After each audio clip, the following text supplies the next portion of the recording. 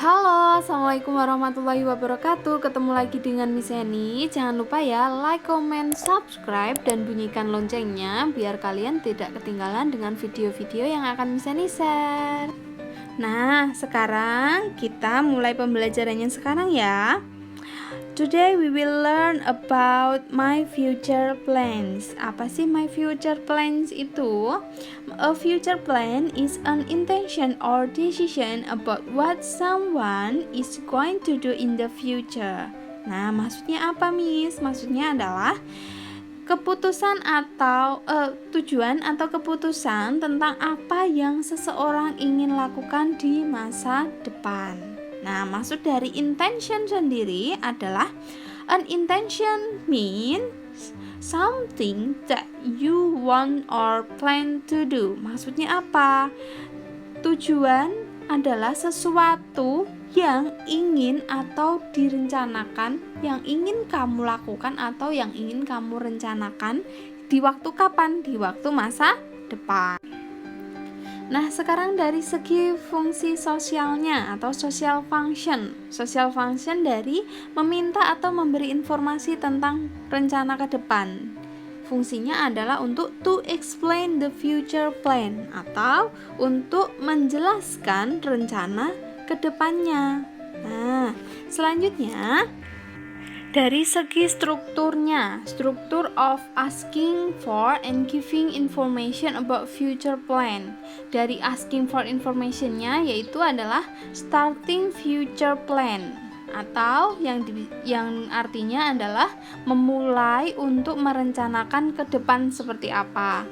Yang selanjutnya untuk yang giving information yaitu untuk respondingnya gitu. Respondingnya apa? Yaitu adalah respon dari memberikan informasi gitu. Nah, sekarang misalnya akan memberikan contoh-contoh dari ekspresi asking for information ya.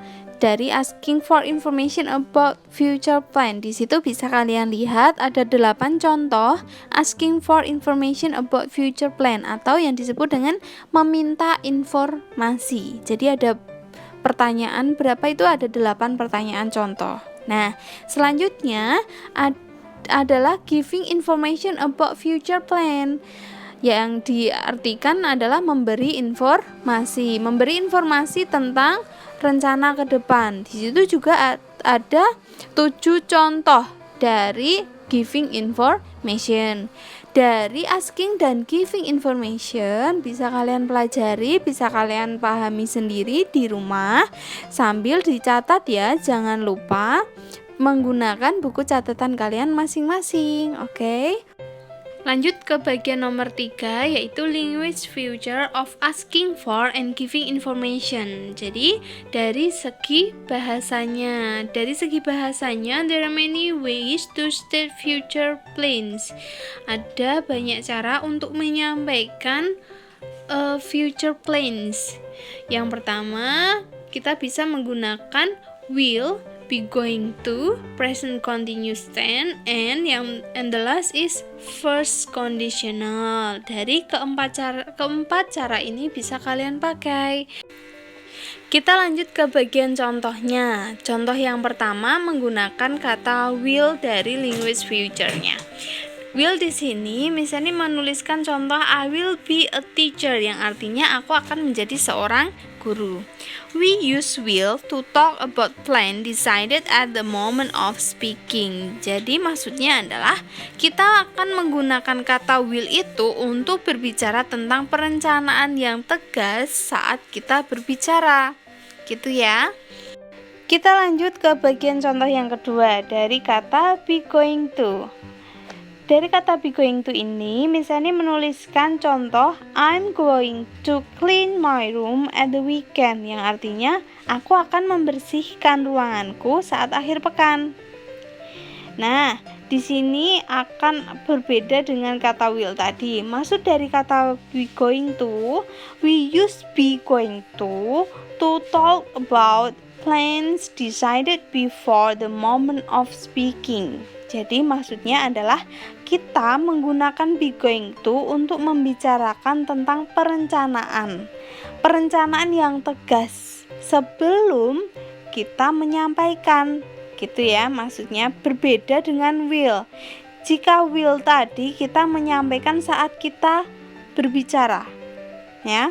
Kita mau menyampaikan perencanaan saat berbicara, tapi kalau be going to kita menyampaikan sebelum kita berbicara.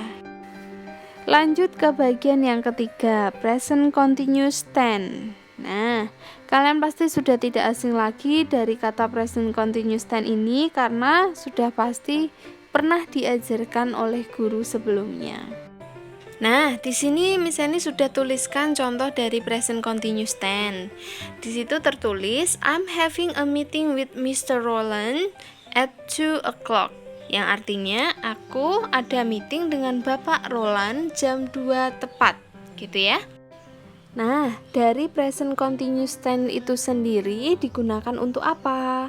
We use usually present continuous tense to state future plan when the plan is an argument, more than one person is involved and we know the time and place. Gitu. Maksudnya adalah kita tahu bahwa present continuous tense itu digunakan untuk menyatakan rencana yang akan datang ketika rencana itu dituduhkan kepada satu orang atau lebih yang melibatkan dengan dirinya sendiri dan kita juga tahu waktu dan tempatnya, gitu ya.